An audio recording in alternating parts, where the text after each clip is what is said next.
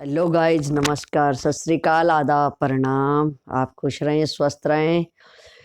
इसी मनोकामना के साथ आज का जो वीडियो है वो आपने देखा कि मैंने थोड़ा सा मफलर बांधा इसलिए कि कोल्ड मुझे हो रखा है और सर्दी हमारे यहाँ बहुत ज़्यादा बढ़ गई है बिकॉज लास्ट 3-4 दिन से लगातार बारिश हो रही थी। तो इसलिए बचाव ही एक मात्र हमारे पास साधन है जो कि आप कर सकते हैं। बाद में होने के बाद तो बीमार अगर हो जाते हैं तो बहुत दिन लग जाते हैं रिकवर होने में, इसलिए पहले बचाव रखो अपना ताकि बीमार ही ना हो। तो इसलिए गाइज मैंने मफलर बांध लिया तमीज़ से और स्वेटर पहन रखी है। तो आज जो एक कहानी के निमित्त से अपना जो मेन है मुद्दा वीडियो बनाने का कि पर रोज़ कुछ ना कुछ इम्प्लीमेंट्स, कुछ ना कुछ नई बातें सीख के अपनी लाइफ का जो कुछ पॉजिटिविटी से भर सकते हैं, वो ये मोटिव है मेरा वीडियो बनाने का और इसी पे आप बात करेंगे। तो वो कहानी इस प्रकार से है कि एक बार एक संत होता है और वो नदी किनारे जब स्नान कर रहा होता है तो एक बिच्छू आके उसके हाथ पे काट रहा होता है। तो वो उसको निकाल के और बाहर आराम से उतार उसको वहाँ रख के आता है, फिर पानी में आ जाता है, फिर बिच्छू पानी में आके उसको काट लेता है। तो ये प्रक्रिया बार बार हो रही होती है और एक नौजवान इस चीज़ को देख रहा है। उसको बड़ी हैरानी होती है कि ये आदमी पागल तो नहीं कि इसको बार बार ये परेशानी दे रहा है, ये बार बार काट रहा है बिच्छू, और ये क्या कर रहा है कि उसको जा रहा है सुरक्षित स्थान पे छोड़ के फिर आ रहा है। तो इसी से पूछा जाए तो उसको जो कोतवाल वंश जो अंदर से वो जिज्ञासा उसको हो रही थी वो उसको रुकने नहीं देती है और वो उनसे पूछते हैं कि आप शकल से आप महानुभाव नहीं लगते हैं कि आप दिमाग नहीं हो आप में या आपकी बुद्धि चली गई हो या आप सटिया गए हो, जो भी है, लेकिन आप काम तो ऐसे ही कर रहे हैं कि जैसे कि एक पागल आदमी करता है। कि ऐसा आप क्यों कर रहे हैं कि ये आपको इतना दुख और दर्द और आपको पीड़ा दे रहा है काट के, और आप हैं कि इसको बार बार वहाँ छोड़ के आ रहे हैं। आप इसको मार भी सकते हैं और ये अपना काम कर रहा है और आपको दुख पीड़ा से भर रहा है और इतनी जलन मचती है इसके काटने पर, फिर आप ऐसा क्यों कर रहे हैं। तो गाइज यहाँ पर कहानी के निमित्त से इसलिए समझना चाह रहे हैं कि कहानी जो होती है वो प्रैक्टिकुलर जो लाइफ आप रोज डेली रूटीन में जीरो होते हैं उनके बेस पे ही होती हैं। उनको समझने का तरीका थोड़ा कहानी के माध्यम से आसान हो जाता है। तो आप यहाँ एक जो महान पुरुष है, संत है, जिसको वो बार बार बिच्छू काट रहा है, तो उसके जो महावाक्य जिसको मैं कहूँ अगर कि उसके जो सत्य वचन है, जो उसके उन्होंने जो अपने मुखमंडल से इस नौजवान को उत्तर दिया वो बहुत ही सीख और बहुत सबक देने वाला है। उन्होंने जो किया वो प्लीज गाइस ध्यान से सुनना और प्लीज फॉलो करें आप उन लाइनों को और अपने जीवन में धारण कर लें, उनको पी जाएं, उनको व्यवहार में ला दें और अपने खून में घुट घुट के वो चीजें आ जाएं। तो प्लीज सुनते हैं उनके महावाक्य को और गौर फरमाते हैं। उन्होंने जो कहा वो गोल्डन अक्षरों में है।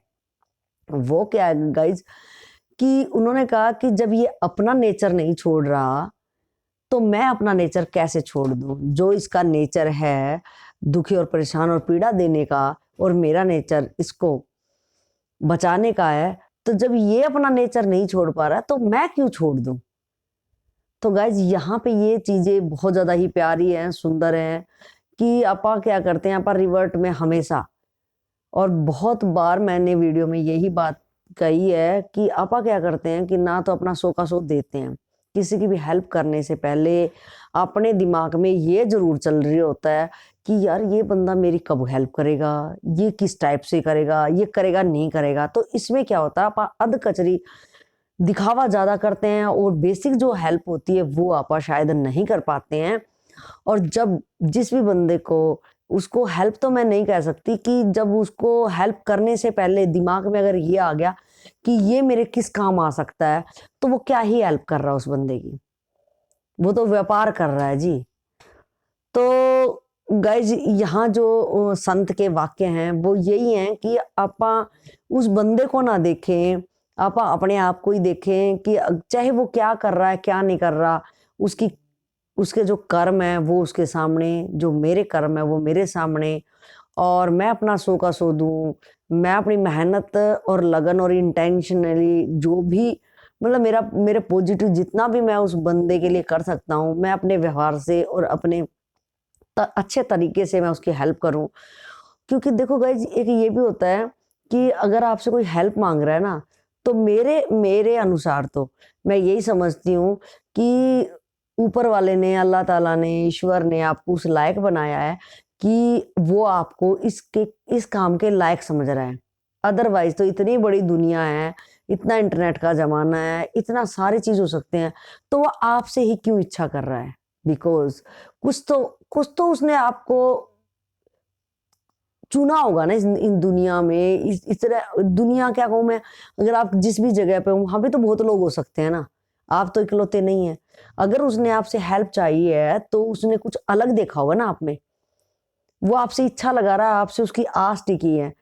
तो यहाँ हमें ये उसकी आशा पे खरा उतरना चाहिए। हमें शर्तें हैं, आप ये कहोगे जी कैसे ऐसे कैसे किसी हेल्प कर दें, शर्तें हैं।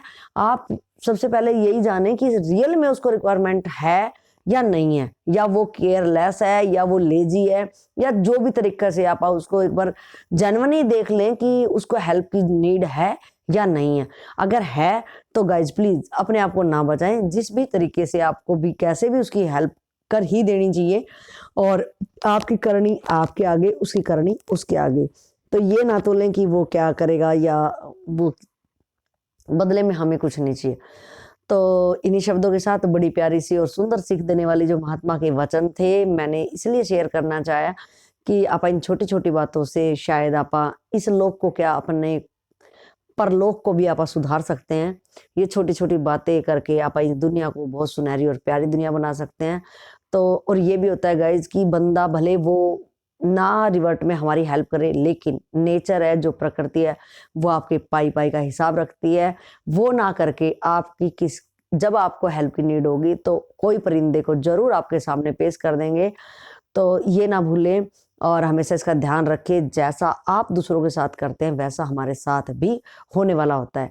तो जब जरूरतमंद कि हम हेल्प करेंगे तो कभी ना कभी हमारी जो जरूरत पड़ेगी, तो हमें ये नहीं देखना पड़ेगा कि यार जब मेरी किसी को हेल्प की जरूरत थी तो मैंने क्या करा। क्या होता है, जो रिग्रेट्स होते हैं, जो पश्चाताप से होते हैं बाद में, वो इसी टाइप्स के होते हैं। जब मेरे को देखो क्या होता है, ये इस हाथ में, आज इस बोल इस हाथ में, तो ये इधर से इधर, इधर से इधर, कब मैं इस कैटेगरी में आ जाऊंगा कि आज मैं दातार हूँ, और कब मैं इस भिखारी वाली कैटेगरी में, इन द सेंस मुझे जरूरत वाली जो जरूरतमंद है उनकी कैटेगरी में मैं आ जाऊंगा, और कब मैं जो हेल्प करने वाले इंसान है उनकी कैटेगरी में आ जाऊंगा। तो ये ना हो कि जब मैं इस कैटेगरी में जब मैं खड़ा हूँ और इसको मेरी जरूरत है, तो मैं बिल्कुल उसके बराबर में जाकर उसकी हेल्प करूँ अच्छे से, क्योंकि कल शायद समय का हेरफेर और मैं इस कैटेगरी में आऊँ तो मुझे आंख उठा के ये ना देखना पड़े, ये बल्ले बंदा ना करे। प्रकृति मेरी हेल्प पक्का करेगी, ये 101% गारंटेड बातें हैं। तो अपने व्यवहार में जरूर हम ये बातें लाएंगे, धारण करेंगे। धारणा जब हम किस चीज की कर लेते हैं तो वो हमारे संस्कार, हैबिट बन जाएगी चीजें। तो इन्हीं शब्दों के साथ मैं अपनी वाणी को विराम देना चाहूंगी। अपना ख्याल रखिएगा, मिलते हैं नेक्स्ट वीडियो में। तब तक के लिए जय हिंद, जय भारत।